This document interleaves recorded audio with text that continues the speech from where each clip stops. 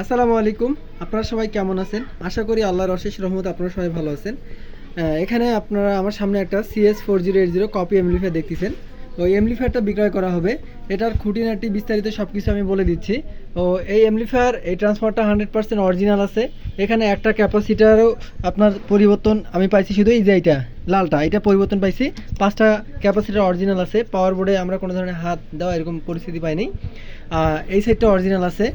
এই কপি এমপ্লিফায়ারের এই side only এটা অরিজিনাল কন্ডিশনে আছে। এই সাইডে কাজ করা হয়েছে। এখানে 3টা থেকে 4টা ট্রানজিস্টর চেঞ্জ পরিবর্তন করা আছে।